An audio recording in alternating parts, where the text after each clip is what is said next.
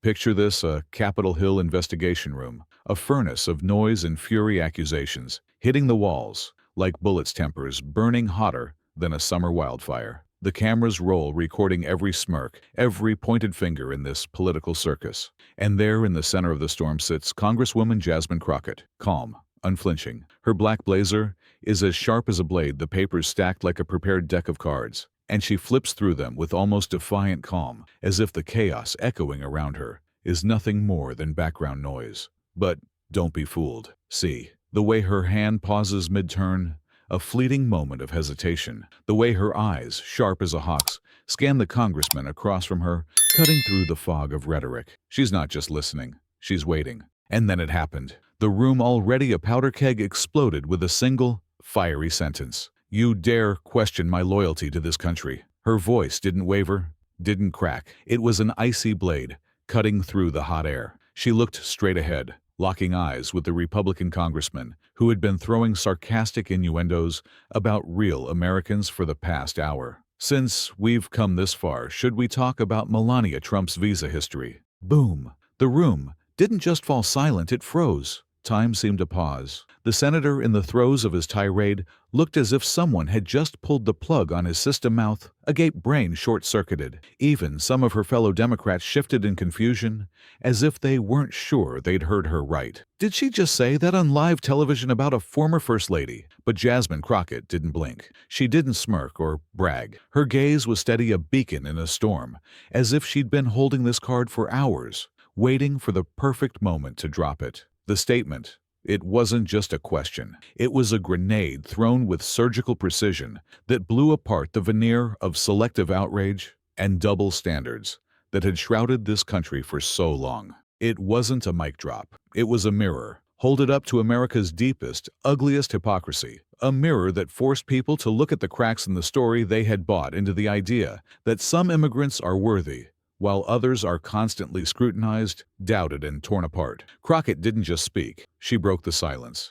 And in that moment, the air itself seemed to recede, as if the world were holding its breath to listen. Within minutes, the internet exploded. The 10-second clip, cut from a tense 2-hour hearing, spread like wildfire on Twitter, TikTok, Instagram, leafs catching fire. Hashtags like "Jasmine said it" and "Melania Green Card" spiked faster than reporters could type. By the time the hearing was over, her name had become a trending storm, burning through every corner of social media. But here's what people missed in the fire. She wasn't calling for deportation. She wasn't asking for anything to be taken away from Melania. Her words were a scalpel, not a sledgehammer. For years, immigrant families, especially black and brown ones, have been dissected under the harsh gaze of, "Do you really love this country?" Crockett flipped the script, holding up the mirror to the very people who draw the line between us and them. This isn't just about Melania. This is about hypocrisy festering right before our eyes. The backlash.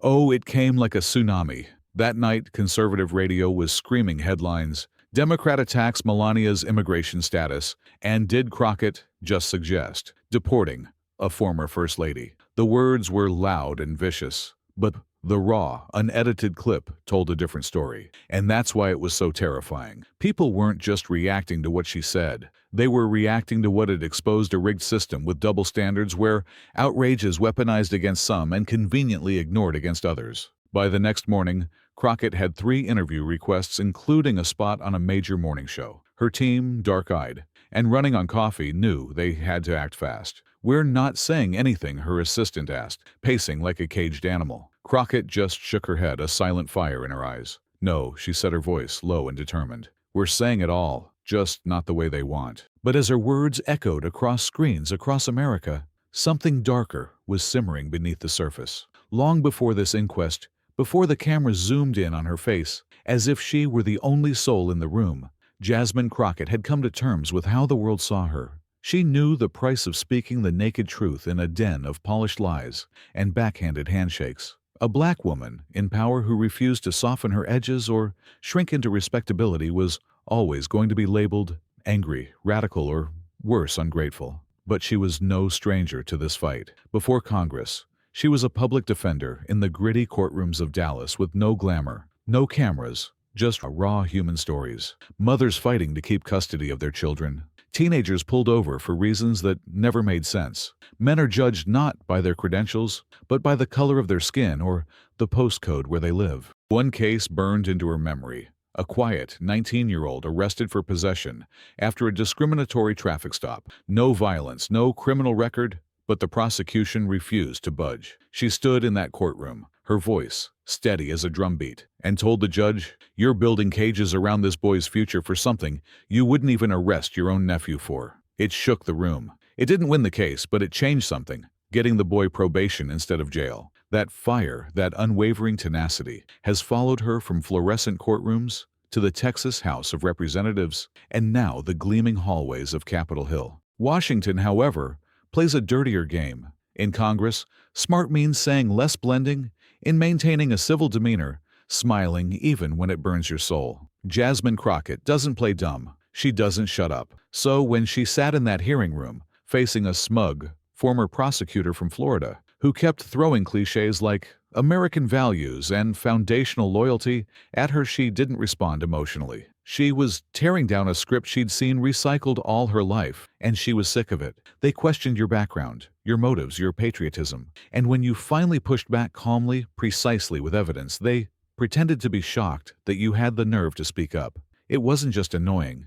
it was dangerous. Which is why her line, "Should we talk about Melania's visa history?" wasn't a random jab. It was the culmination of years of double standards that thrived in broad daylight. Let's be honest, Melania Trump's immigration path has always been murky. The model visas, the questionable dates, the whispers of green cards and work permits that were never fully answered. But none of that mattered. She married the right man, spoke with the right accent, wore the right shoes. And Jasmine Crockett had the nerve to point it out, not as a rumor, not as a low blow, but as a cold, pointed comparison that cut too close to the bone. The backlash was immediate and vicious. By dusk, her name was everywhere, and Donald Trump had taken notice. Just before 10 p.m., Truth Social lit up with his all-caps fury sexual attack on Melania Jasmine Crockett. Should be ashamed of herself, she should apologize to the First Lady immediately. Another post followed, venom dripping from every word. These people hate. America hates success,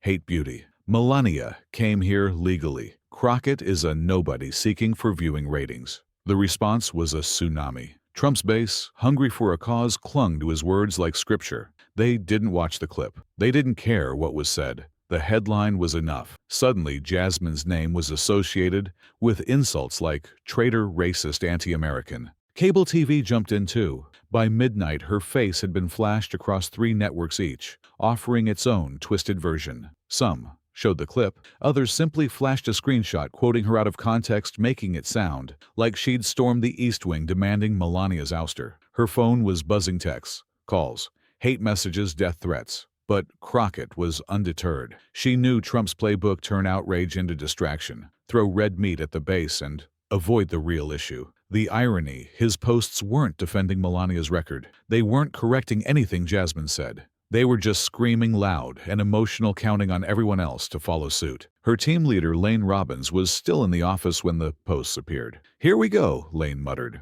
watching the headlines flood in. Jasmine walked in, holding a cup of chamomile tea, calm as a still lake. "Melania is trending under Ted Einstein visa," she said, raising an eyebrow. "I didn't even start that." Lane smiled half-heartedly. "They're going to drag you down for this." "They tried," she said, settling back into her chair. "They just have better lighting now." She didn't post a response that night. No counterattack, no response. Instead, her team uploaded the full, uncut video of the hearing to her official YouTube channel. No edits, no commentary, just the raw footage. Her voice, her words, her truth unbroken. Within an hour, it had reached 800,000 views. People didn't just watch, they analyzed it, sharing it with comments like, "Watch the whole thing, she's not lying." And it's funny how they can release it but can't stand it. Trump kept posting, each one more furious than the last, throwing out phrases like radical left, race rabble, America hater. But it didn't work the way it did before. This time, people were asking questions, uncomfortable questions. Why was a black congresswoman called a racist for telling the truth? Why isn't anyone talking about Melania's immigration record? And the hardest question of all, why do the rules only seem to apply to some of us? Even the few conservative commentators, who still clung to a shred of dignity, admitted that Crockett wasn't lying. She was just asking a question, and that scared people more than any insult ever could. Long before the marble halls of Capitol Hill echoed, with her name Jasmine Crockett was just a name on a chipped briefcase in the sweltering courtrooms of Dallas, Texas. It was the early 2000s and the city was a patchwork of contradictions, gleaming skyscrapers, piercing the sky downtown, while mere miles away neighborhoods crumbled under poverty and over-policing. The air in those courtrooms smelled of stale coffee and desperation, the fluorescent lights flickering like the faint hope of justice. Jasmine, a young public defender, sat at a scratched wooden table,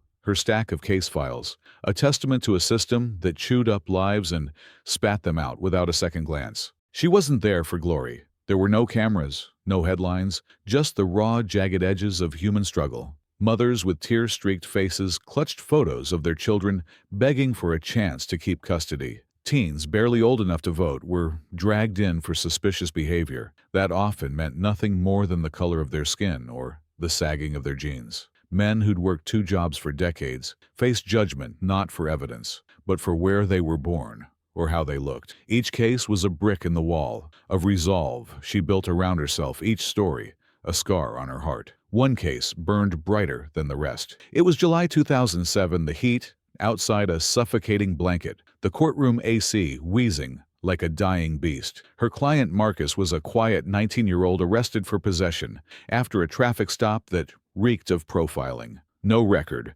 no violence, just a dime bag in a borrowed car's glove compartment. The prosecution pushed for jail time, branding him a repeat offender waiting to happen. Jasmine stood her cheap blazer sticking to her skin and faced the judge, a stern woman with a reputation for unyielding rulings. "You're building cages around this boy's future for something you wouldn't even book your nephew for," she said, her voice a steady drumbeat in the tense room. "Where's the justice in that?" The room went still. The bailiff shifted on his feet. The judge narrowed her eyes, but Jasmine didn't flinch. Behind her, Marcus sat with his head down, hands trembling under the table. She felt his future like a weight in her chest. She didn't win outright, the system rarely let her, but she shifted something. Probation instead of jail. Outside, Marcus's mother hugged her, tears soaking into her shoulder, whispering thank you for seeing him, for really seeing him. That moment branded itself into Jasmine's soul. Seeing people really seeing them became her mission. There were others.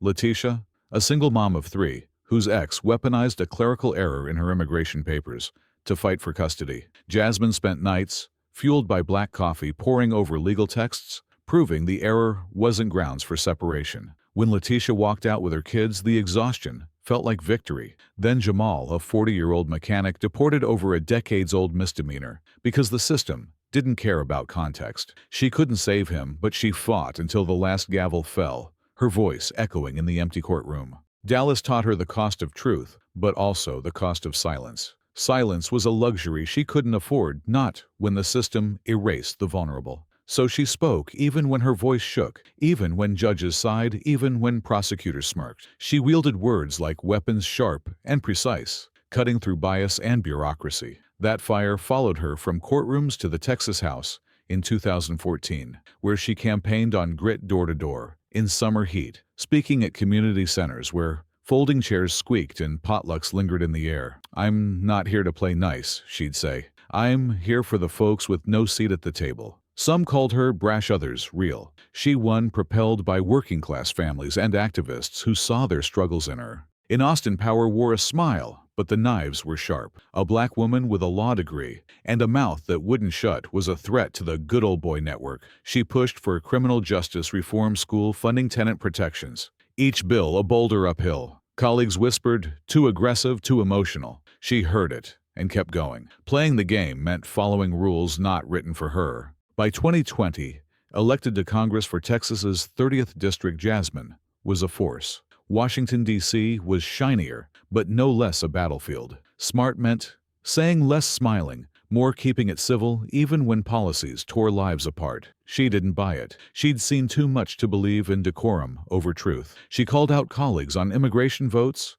grilled witnesses on sentencing disparities, her questions cutting through rehearsed answers. She wasn't there for friends. She was there for change. So on a humid morning in 2023, preparing for a Capitol Hill hearing on ethics and accountability. Jasmine carried every fight she'd ever fought. She knew it'd be a circus accusations tempers cameras. The night before, in her small D.C. apartment, her laptop glowed, casting shadows over a faded photo of her and her mother at law school graduation. Papers spread before her notes, scrawled chamomile tea cold. She knew Richard Hale, a Republican panelist from Florida, would come for her with veiled jabs about loyalty. She'd heard it before, but this time she was ready. This time she had a question to cut through the noise. As she closed her laptop staring at DC's flickering lights, the fire in her chest burned. Tomorrow, she'd hold up a mirror to America's shame, and she wasn't afraid. The hearing room on Capitol Hill was a pressure cooker, a cauldron of noise and fury where politics was bloodsport.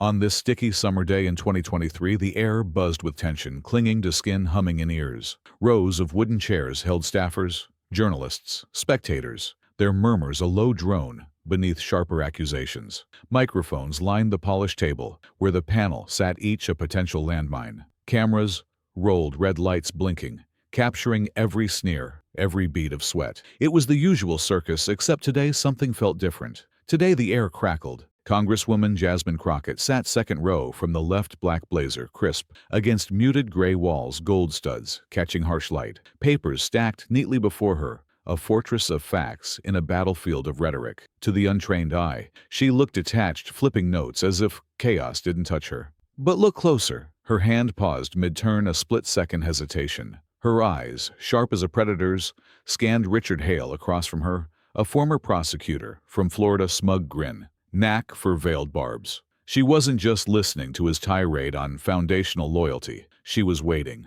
a hunter with prey in sight. Hale droned for an hour, voice grating as he lobbed dog whistles, dressed his critique. "We must protect this nation's integrity," he said, leaning into his mic, Florida drawl, thick with faux sincerity. "Who truly upholds American values, and who undermines them with divisive rhetoric?" His eyes flicked to Jasmine, a challenge in his smirk. It wasn't new. For weeks, he'd chipped away, questioning her commitment, painting her as an outsider. The subtext, a black woman from Dallas, didn't belong here, not like him with his Ivy League ties. The room buzzed louder whispers and stifled reactions. Panelists nodded or scribbled, avoiding eyes. Journalists tapped phones, drafting clickbait. Jasmine felt the weight, history, bias, unspoken rules to sit still, play nice. But she'd never played nice. Her fingers tightened briefly on her paper, then relaxed. She'd heard enough. When her turn came, the room leaned in, sensing a shift. She adjusted her mic with deliberate, calm movements measured. Then she looked at Hale, gaze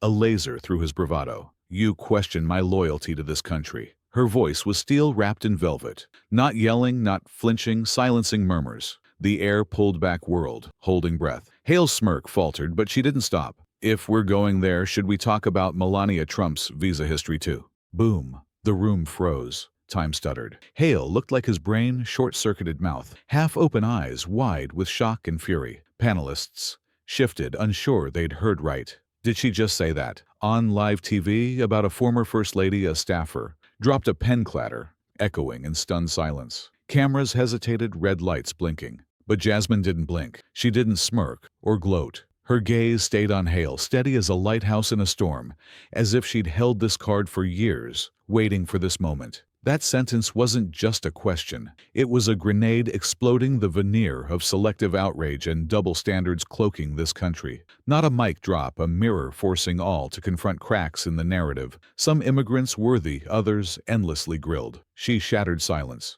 The chair, a grizzled Democrat from Ohio, banged his gavel. "Order, please." Voice lacking conviction. Whispers erupted into roars. As journalists scrambled phones, buzzing with tweets, Crockett just went there. "Melania's visa. History on blast A," conservative reporter muttered. "She's done. Political death warrant."